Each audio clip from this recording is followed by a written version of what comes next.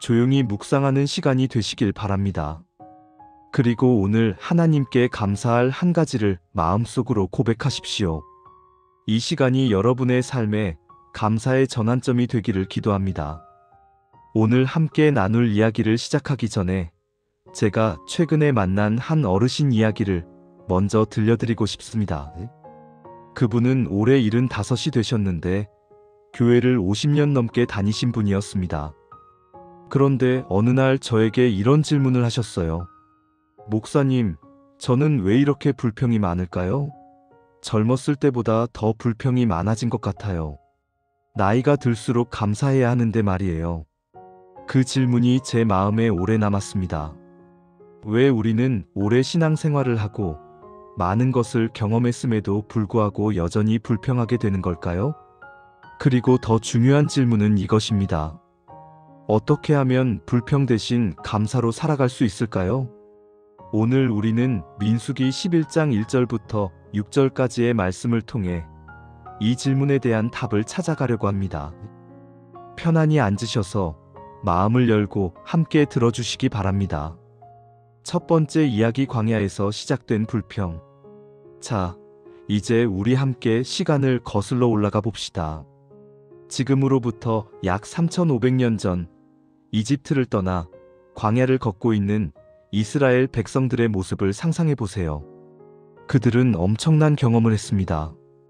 10가지 재앙을 목격했고 홍해가 갈라지는 기적을 보았으며 물이 없을 때 반석에서 물이 나오는 것을 경험했습니다. 하늘에서 만나가 내리는 것을 매일 보았고 밤에는 구름 기둥이, 낮에는 불 기둥이 그들을 인도했습니다. 그런데 민수기 11장 1절을 보면 이렇게 기록되어 있습니다.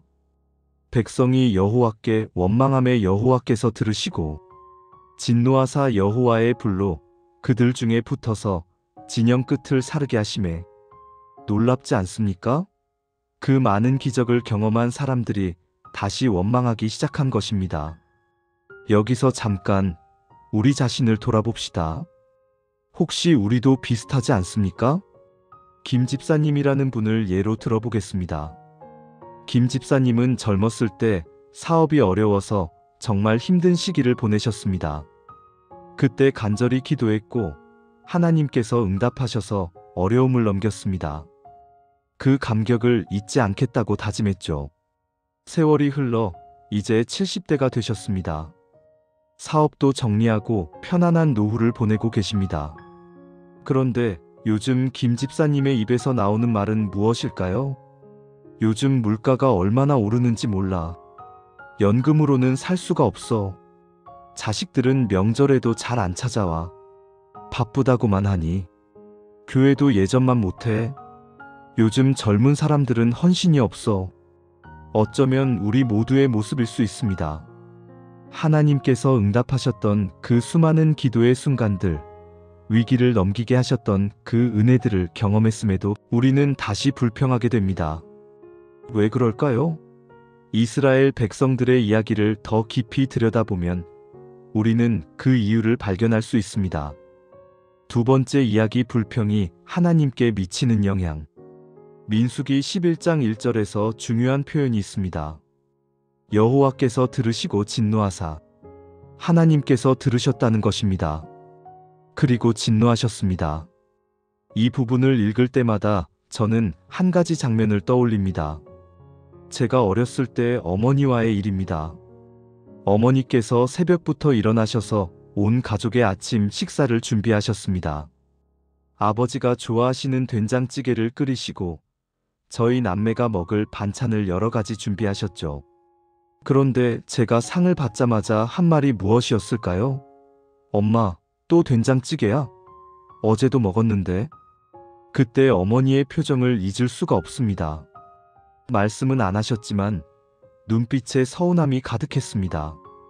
새벽부터 일어나 정성껏 준비하신 것에 대해 감사는커녕 불평부터 한 자식을 보시는 어머니의 마음이 얼마나 아프셨을까요? 하나님도 마찬가지십니다. 이스라엘 백성들을 생각해 보세요. 하나님께서는 그들을 노예의 땅에서 건져내셨습니다. 홍해를 가르시고 매일 하늘에서 만나를 내려주시고 구름 기둥과 불 기둥으로 인도하셨습니다. 그런데 그 백성들이 무엇을 합니까? 원망합니다. 불평합니다. 여러분, 우리가 불평할 때 하나님께서 들으신다는 사실을 기억해야 합니다. 우리의 불평은 단순한 감정 표현이 아닙니다.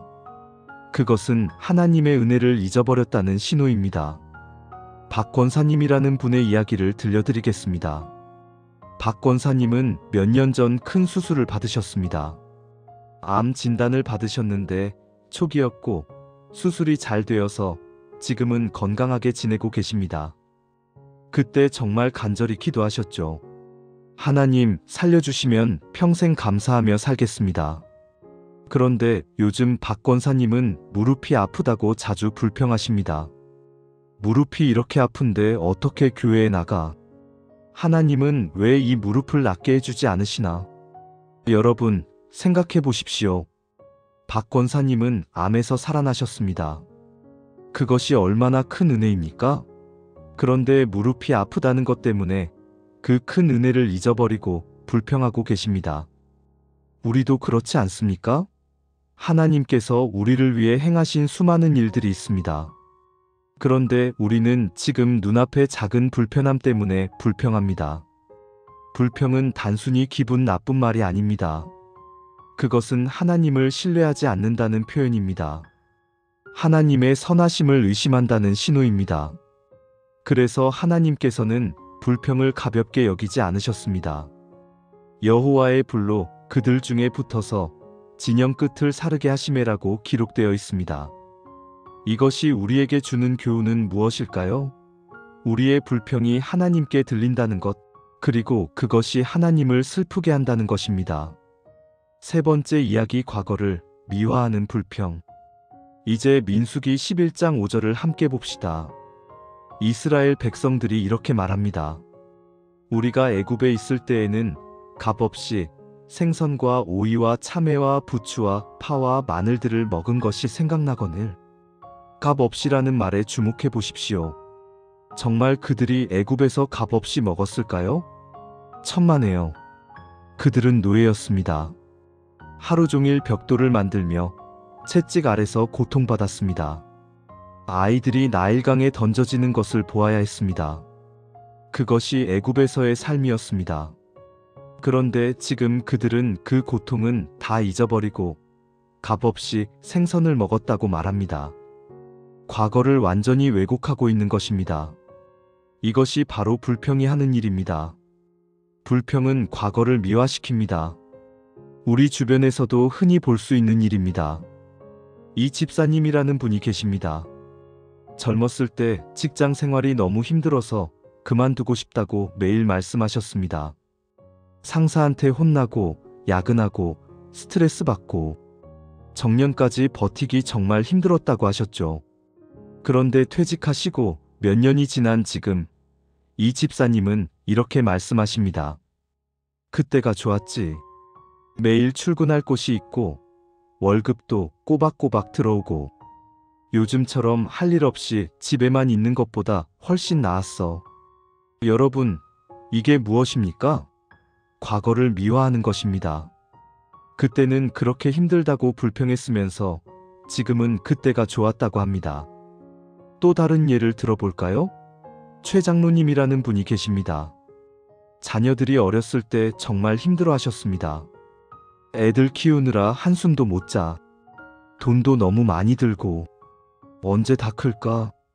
그런데 자녀들이 다 성장해서 집을 떠난 지금 최 장로님은 이렇게 말씀하십니다. 그때가 좋았지. 집에 애들 소리라도 있었으니까. 지금은 너무 조용하고 외로워. 이것이 불평이 하는 일입니다. 현재에 대한 불만 때문에 과거를 왜곡하고 미화시킵니다. 이스라엘 백성들도 마찬가지였습니다. 노예로 고통받던 애굽을 값없이 먹을 것이 많던 곳으로 기억했습니다. 그런데 더 심각한 문제가 있습니다. 과거를 미화하면 현재 하나님께서 주신 은혜를 보지 못하게 됩니다. 지금 그들에게는 무엇이 있습니까? 자유가 있습니다. 더 이상 채찍 아래서 살지 않습니다. 하나님의 인도하심이 있습니다. 구름 기둥과 불 기둥이 그들을 이끕니다. 하늘에서 내리는 만나가 있습니다. 그런데 그들은 이 모든 것을 보지 못합니다. 애굽의 오이와 참외만 생각합니다. 우리도 그렇습니다. 과거를 미화하면 지금 하나님께서 우리에게 주신 은혜를 보지 못합니다. 강 집사님이라는 분이 계십니다. 건강할 때는 시간이 없다, 바쁘다며 교회 봉사도 잘 안 하셨습니다. 그런데 몇 년 전 건강이 나빠지셨습니다.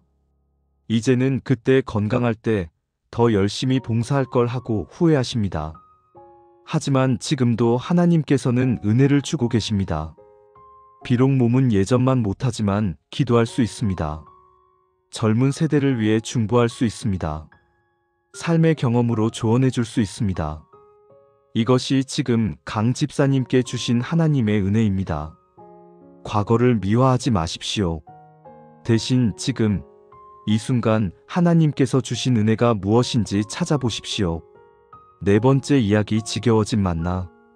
이제 민수기 11장 6절을 봅시다. 이제는 우리의 기력이 다하여 이 만나 외에는 보이는 것이 아무것도 없도다. 만나입니다. 하늘에서 내린 음식입니다. 성경은 이 만나를 천사의 양식이라고 부릅니다. 시편 7825. 완전한 영양을 가진 하나님께서 특별히 주신 음식입니다. 그런데 이스라엘 백성들은 이렇게 말합니다. 이 만나 외에는 보이는 것이 아무것도 없도다. 다른 말로 하면 만나가 지겹다는 것입니다. 정말 만나가 지겨웠을까요? 아닙니다. 문제는 만나가 아니었습니다.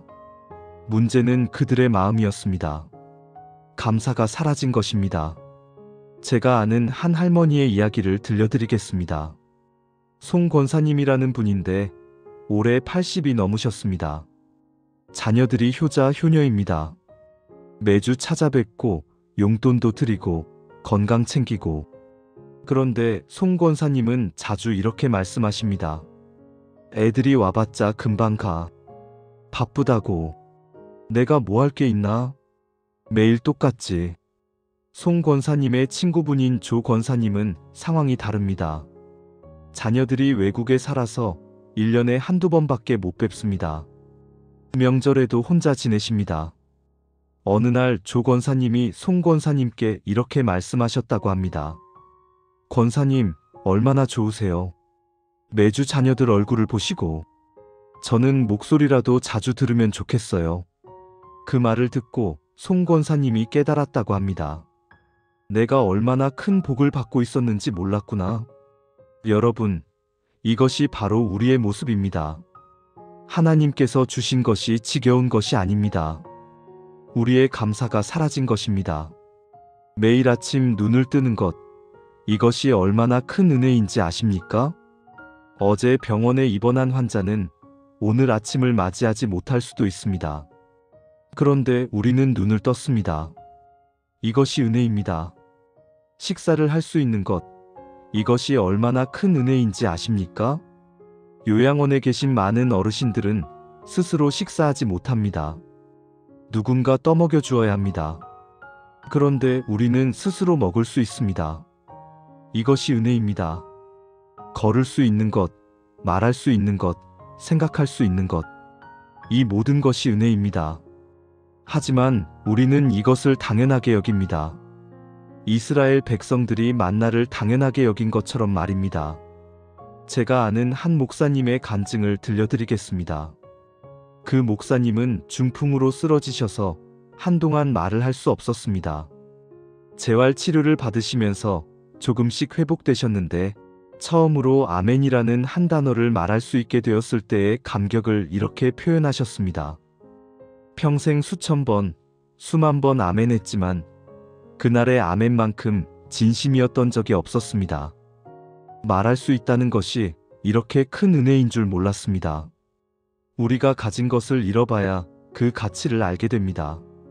그런데 하나님은 우리가 잃어보기 전에 미리 감사하기를 원하십니다. 만나가 문제가 아니었습니다. 감사가 사라진 것이 문제였습니다. 5번째 이야기 감사를 선택한 사람들. 여기까지 이야기를 들으시면서 혹시 이런 생각을 하셨을지 모르겠습니다. 그래도 광야는 정말 힘든 곳 아닌가요? 감사하기 어려운 환경 아닙니까? 맞습니다. 광야는 쉬운 곳이 아닙니다. 뜨거운 태양, 부족한 물, 단조로운 음식. 객관적으로 보면 어려운 환경입니다. 그런데 똑같은 광야에서도 어떤 사람들은 감사했습니다. 모세를 생각해 보십시오. 그는 이스라엘 백성들보다 더 힘든 상황이었습니다. 수백만 명의 불평을 듣고 그들의 문제를 해결해야 하고 하나님과 백성 사이에서 중재해야 했습니다. 그런데 모세는 불평하지 않았습니다. 오히려 백성들을 위해 중보 기도했습니다. 갈렙과 여호수아를 생각해 보십시오. 40년 동안 광야를 돌아다녀야 했습니다. 그들도 만나를 먹었고 똑같은 불편함을 겪었습니다. 그런데 그들은 끝까지 하나님을 신뢰했습니다. 불평하는 세대가 다 죽어갈 때도 그들은 믿음을 지켰습니다. 무엇이 달랐을까요? 환경이 아니었습니다. 마음의 방향이 달랐습니다. 현대의 예를 들어보겠습니다. 정 집사님과 한 집사님은 같은 요양병원에 입원해 계십니다. 두 분 다 80 중반이시고 건강 상태도 비슷합니다. 스스로 걷기 힘들고 자녀들의 도움이 필요합니다.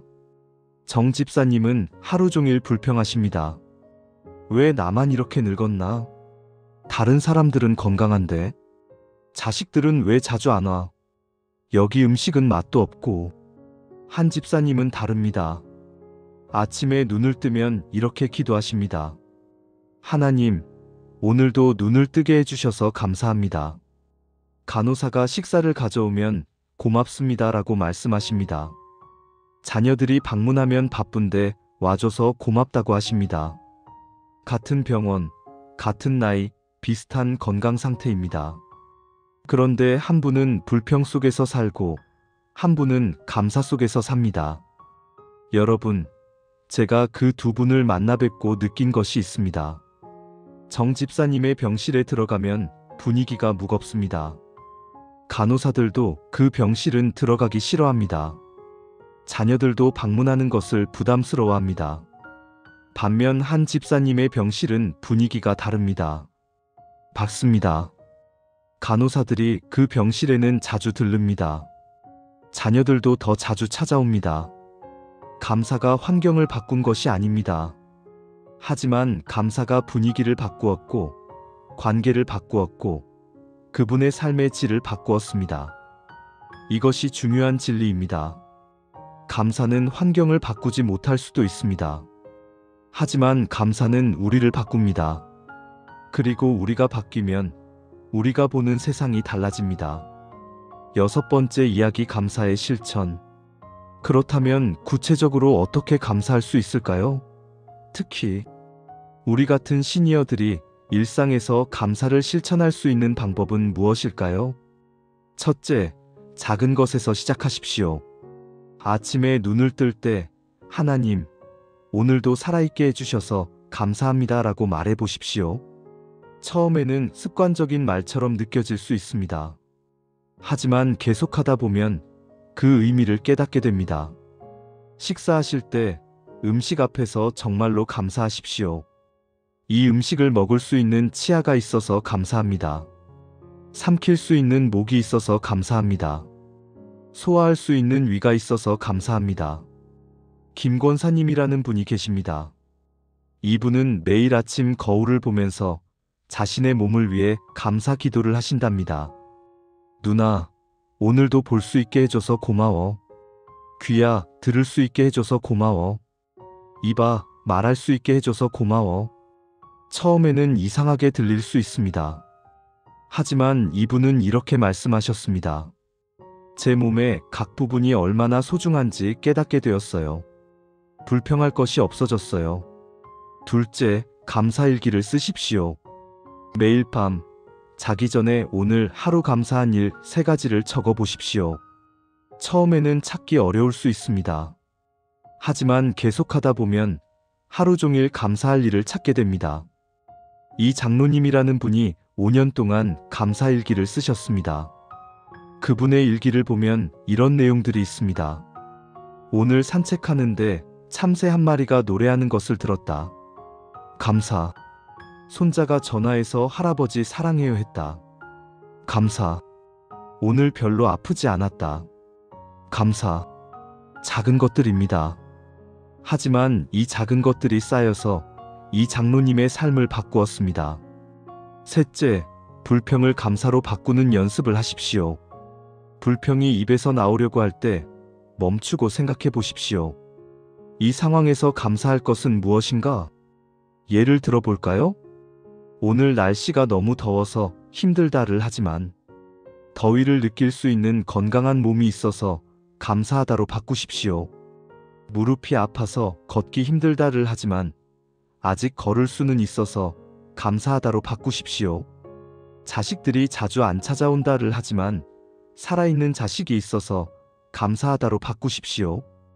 박 집사님이라는 분은 손목에 고무줄을 차고 다니십니다. 불평하려고 할 때마다 그 고무줄을 튕기면서 자신을 깨우친다고 합니다. 그리고 즉시 감사할 것을 찾는다고 합니다. 처음에는 하루에 수십 번 고무줄을 튕겼다고 합니다. 하지만 몇 달 후에는 하루에 한두 번으로 줄었고 이제는 거의 튕길 일이 없다고 합니다.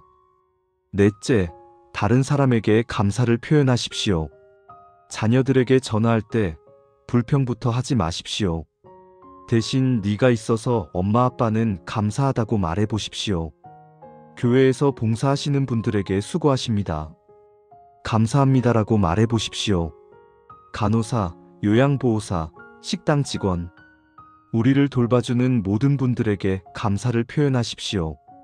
최 권사님이라는 분은 매주 감사 카드를 쓰신답니다. 그 주에 만난 사람 중 한 분께 감사 카드를 보내십니다. 손으로 직접 쓰신 카드입니다.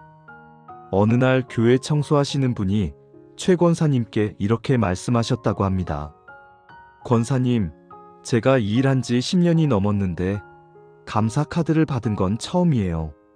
제 일이 누군가에게 의미가 있다는 걸 처음 알았어요. 감사는 나만 변화시키는 것이 아닙니다. 다른 사람도 변화시킵니다. 다섯째, 어려운 상황에서도 감사를 찾으십시오. 이것이 가장 어렵습니다. 하지만 가장 중요합니다. 병원에 입원했을 때 이 병 때문에 힘들다가 아니라 치료받을 수 있는 병원이 있어서 감사하다. 경제적으로 어려울 때 돈이 부족하다가 아니라 하나님께서 오늘도 일용할 양식을 주셔서 감사하다. 외로울 때 아무도 없다가 아니라 하나님께서 함께 하셔서 감사하다. 강 집사님이라는 분은 말기 암 진단을 받으셨습니다. 많은 사람들이 그분을 위로하러 갔는데 오히려 그분에게 위로를 받고 왔다고 합니다. 그분은 이렇게 말씀하셨답니다. 이 병 때문에 제가 정말 중요한 것이 무엇인지 알게 되었어요. 건강할 때는 몰랐던 하나님의 사랑을 지금 매일 경험하고 있어요. 이 병도 감사해요. 이것이 진정한 감사입니다. 상황이 좋아서 감사하는 것이 아니라 그 상황 속에서도 하나님을 신뢰하기에 감사하는 것입니다. 7번째 이야기, 감사가 가져오는 변화. 감사로 사는 사람은 어떻게 달라질까요? 첫째, 평안이 옵니다. 불평하는 사람은 항상 불안합니다. 이것도 부족하고 저것도 문제고 끊임없이 걱정합니다. 감사하는 사람은 다릅니다. 하나님께서 지금까지 돌보셨으니 앞으로도 돌보실 것이다. 이런 믿음이 평안을 줍니다. 둘째, 건강이 좋아집니다. 실제로 의학적 연구 결과들이 있습니다. 감사하는 사람들이 혈압도 낮고 면역력도 높고 수면의 질도 좋다고 합니다. 불평은 스트레스 호르몬을 증가시킵니다. 감사는 행복 호르몬을 증가시킵니다. 셋째, 관계가 좋아집니다. 불평하는 사람 주변에는 사람이 떠납니다. 누가 불평만 하는 사람과 시간을 보내고 싶겠습니까? 감사하는 사람 주변에는 사람이 모입니다. 그 사람과 있으면 기분이 좋아지기 때문입니다. 넷째, 하나님과의 관계가 깊어집니다. 불평은 하나님을 멀게 합니다. 하나님은 왜 나를 이렇게 만드시나? 이런 생각이 들면 하나님께 가까이 가기 어렵습니다. 감사는 하나님을 가까이 합니다. 하나님, 감사합니다라고 말할 때 우리는 자연스럽게 하나님께 가까이 갑니다. 실제 예를 들어보겠습니다. 유 집사님이라는 분이 계십니다. 몇 년 전까지만 해도 교회에 나오기는 하셨지만 신앙이 형식적이었습니다. 기도도 잘 안 하시고 말씀도 잘 안 읽으셨습니다. 그러다가 큰 수술을 받으셨습니다. 생사의 기로에 서셨고 그때 간절히 기도하셨습니다. 감사하게도 수술이 잘 되었습니다. 그 후 유 집사님은 완전히 달라지셨습니다. 매일 아침 감사 기도로 시작하십니다. 하루 종일 감사할 일을 찾으십니다. 그리고 놀라운 일이 일어났습니다. 목사님, 신기해요. 성경이 이렇게 재미있는 줄 몰랐어요. 기도가 이렇게 달콤한 줄 몰랐어요. 하나님이 이렇게 가까이 계신 줄 몰랐어요. 감사가 유 집사님의 영적 눈을 열었습니다. 8번째 이야기, 우리가 정말 감사해야 할 이유. 지금까지 감사에 대해 많은 이야기를 나눴습니다. 하지만 가장 중요한 한 가지를 아직 말씀드리지 않았습니다. 우리가 정말로 감사해야 하는 이유는 무엇일까요? 만나 때문일까요? 건강 때문일까요? 자녀들 때문일까요? 이것들도 감사할 일입니다. 하지만 이것이 전부가 아닙니다. 우리가 정말로 감사해야 하는 이유는 예수 그리스도입니다. 생각해 보십시오. 우리는 죄인이었습니다. 하나님께 불평하고 원망하고 불순종했습니다. 마땅히 심판받아야 할 존재였습니다. 그런데 하나님께서는 우리를 사랑하셔서 독생자 예수 그리스도를 보내주셨습니다. 예수님은 우리 죄를 위해 십자가에서 돌아가셨습니다. 그리고 부활하셨습니다. 이제 우리는 죄 사함을 받았습니다. 하나님의 자녀가 되었습니다. 영생의 소망을 얻었습니다. 이것이 가장 큰 감사의 이유입니다. 여러분, 우리가 지금 광야를 걷고 있을 수 있습니다. 나이가 들어서 몸이 불편할 수 있습니다. 경제적으로 어려울 수 있습니다. 외로울 수 있습니다. 하지만 우리에게는 예수 그리스도가 계십니다. 그분이 우리와 함께 하십니다. 그분이 우리를 인도하십니다. 그분이 우리의 목자이십니다. 이것만으로도 충분히 감사할 이유가 됩니다. 민수기의 이스라엘 백성들은 약속의 땅 가나안을 향해 가고 있었습니다. 우리도 마찬가지입니다. 우리는 천국을 향해 가고 있습니다. 지금 광야가 힘들 수 있습니다. 하지만 이것은 영원하지 않습니다. 우리에게는 소망이 있습니다. 요한계시록 21장 4절은 이렇게 말합니다. 모든 눈물을 그 눈에서 닦아주시니 다시는 사망이 없고 애통하는 것이나 곡하는 것이나 아픈 것이 다시 있지 아니하리니 처음 것들이 다 지나갔음이러라. 이것이 우리의 미래입니다. 이것이 우리의 소망입니다. 그러므로 오늘 비록 광야에 있을지라도 우리는 감사할 수 있습니다. 9번째 이야기, 오늘부터 시작하는 감사.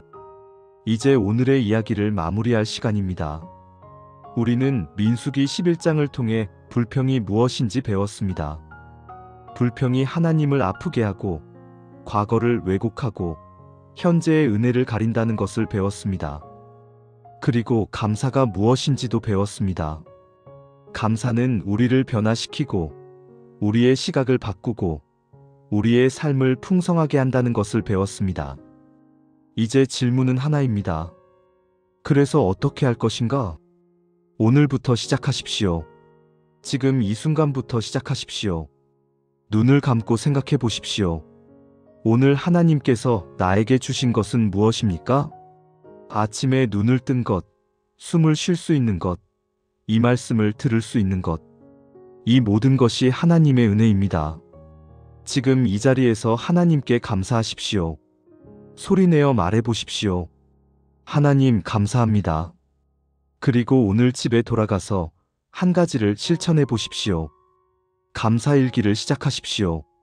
간단해도 좋습니다. 오늘 감사한 일 2, 3. 이렇게 3가지만 적어 보십시오. 가족에게 전화하십시오. 불평 대신 감사를 말해 보십시오. 네가 있어서 감사하다. 이웃을 만나면 불평 대신 긍정적인 말을 해 보십시오. 오늘 날씨 참 좋네요. 감사한 하루입니다. 작은 것부터 시작하십시오. 하지만 반드시 시작하십시오. 기억하십시오. 감사는 상황이 좋아서 하는 것이 아닙니다. 감사는 믿음의 선택입니다. 하나님을 신뢰하기에 하는 선택입니다. 이스라엘 백성들은 광야에서 불평했습니다. 그 결과 40년을 광야에서 보내야 했습니다. 하지만 우리는 다릅니다. 우리는 감사하기로 선택할 수 있습니다. 그리고 그 감사가 우리의 광야를 천국으로 바꿀 수 있습니다. 여러분, 나이가 드는 것은 축복입니다. 그 긴 세월 동안 하나님께서 우리를 지켜주셨습니다. 우리에게는 감사할 이유가 너무나 많습니다.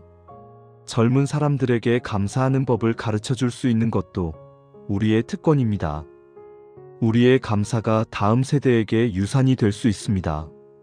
오늘부터 불평 대신 감사로 살아가십시오. 그리고 그 변화를 경험하십시오. 마무리 기도. 사랑하는 하늘 아버지, 오늘 이 시간 함께 해주셔서 감사합니다. 민수기 말씀을 통해 우리에게 말씀해 주셔서 감사합니다. 주님, 우리가 얼마나 자주 불평하는지 깨닫게 하시니 죄송합니다. 주님께서 베푸신 수많은 은혜를 잊어버리고 작은 불편함에만 집중했던 우리를 용서해 주십시오. 오늘부터 우리가 감사로 살아가기로 결단합니다. 주님께서 이미 우리에게 주신 것들을 다시 보게 하시고 매일 감사할 제목을 찾게 하여 주십시오. 특별히 우리 시니어들에게 은혜를 베풀어 주십시오. 몸이 불편한 분들에게 치유의 은혜를, 외로운 분들에게 위로의 은혜를, 경제적으로 어려운 분들에게 공급의 은혜를 베풀어 주십시오. 하지만 무엇보다 어떤 상황에서도 주님을 신뢰하고 감사할 수 있는 믿음을 주십시오. 우리의 입에서 불평 대신 감사가, 원망 대신 찬양이 나오게 하여 주십시오. 예수 그리스도를 통해 구원받은 것을 항상 기억하게 하시고 그 구원의 은혜가 우리 감사의 근원이 되게 하여 주십시오. 오늘 이 자리에서 결단한 것들을 잊지 않고 실천할 수 있도록 성령님께서 도와주십시오. 우리의 감사가 가정에서, 교회에서, 이 사회에서 아름다운 간증이 되게 하여 주십시오. 감사하는 마음으로 이 기도를 우리 주 예수 그리스도의 이름으로 기도드립니다. 아멘.